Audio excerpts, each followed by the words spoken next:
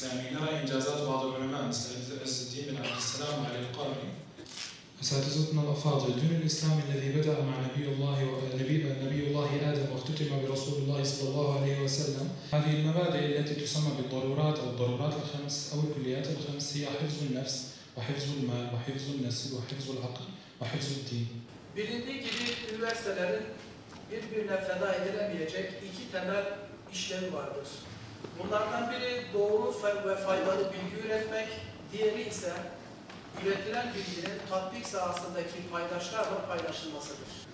Üniversitemizin Sayın Rektörünün üniversite ile ilgili saha arasındaki iletişime sürekli vurgu yapması, bizleri de bu konularda daha etkin vaziyet alma konusunda motive etmektedir. Bu motivasyonla henüz yeni olan Azeri İslami İlimler Fakültemiz, bölgedeki dini hayat ve İslami ilimler alanında yapılacak çalışmalara imkanları nispetinde destek olmaya çalışacaktır. Bu zorlukların yaşanmasında bölgemizi manipüle etmeye çalışan, buradaki huzur ve sükuneti bozarak bölgenin kaynaklarına konmaya çalışan birçok harici ihanet şebekesi yanında cehalet ve taassubun da önemli bir etken olduğunu kabul etmemiz gerekmektedir.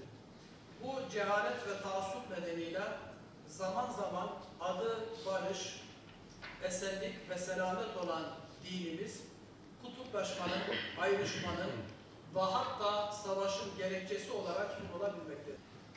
Kardeş olmak için tek bir şartı, yani iman etmiş olmayı öngören ve yeterli gören Yüce Allah'ın dini asla kavganın nedeni olamaz. Kardeş olmak için sadece iman etmiş olmayı yeterli gören bu din, mümin sayılmanın şartı olarak da ilgili şahsın beyanını esas almaktadır. Buna göre kendisini mümin olarak tanımlayan herkesi kardeş olarak kabul etmek durumundayız. لذلك علينا أن نقبل كل المؤمنين أخوة.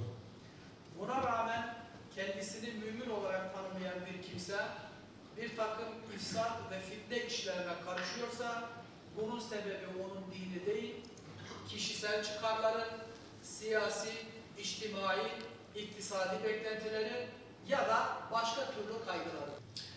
Derdimiz var, problemimiz var, sıkıntılarımız var, doğrudur. Hayatın tabii ve normal akışıdır bu. Ancak bunlara bizim çözümlerimiz de var. Bunlara bizim çarelerimiz de var.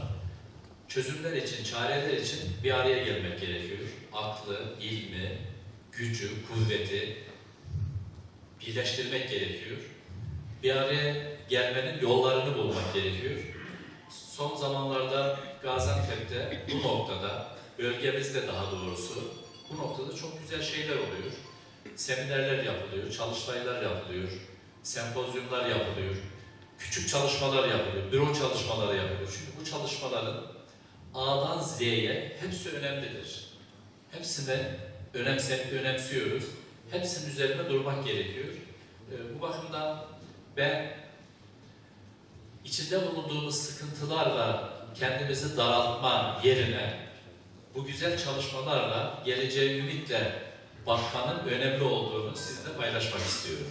Bir taraftan uluslararası büyük bir üniversite olarak Gaziantep'teki ve bölgemizdeki ilmi gelişmeleri takip ederken aynı zamanda Suriye güvenlikli bölgesinde de sorumluluk alarak oranın yüksek öğretimine büyük katkılar sağlıyor. Bu hem zor bir görev hem de ağır bir sorumluluktur. Ancak Gaziantep Üniversitesi yıllarca oluşturduğu birikimle bunun da üstesinden gelecektir ve hem Türkiye'de hem Gaziantep'te hem Orta Doğu coğrafyasında hem de özellikle Suriye bölgesinde bu sorumluluğun icabı olarak da her türlü riski almaya hazırdır. İslam büyük bir medeniyet ışığı oluşturdu ve dünyaya yeni bir güneş doğdu.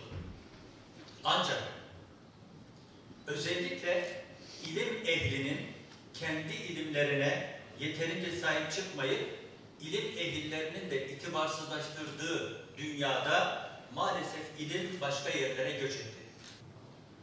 Birlikte rahmet, ayrılıkta azap var.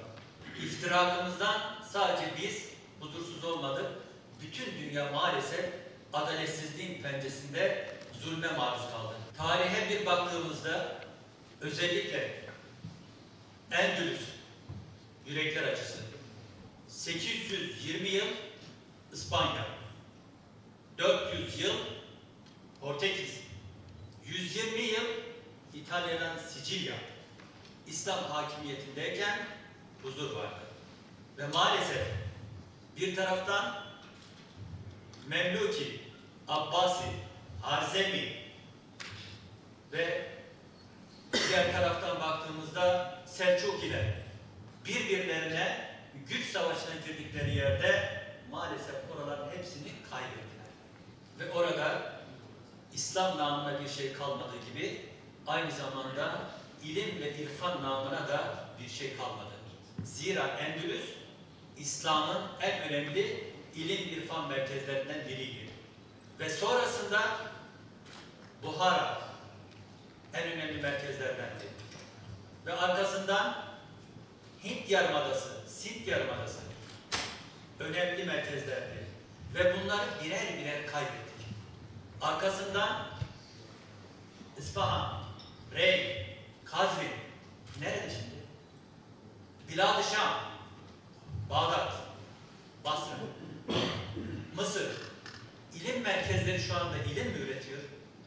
Eğer ilim üretiyorsa bunun yansımaları nerede? Kendimize ışık tutmayan ilim başkalarına nasıl adalet dağıtacak? Bilim ve ilim, irfan çatısı altında birleşmediği müddetçe dünyada gelecek yoktur.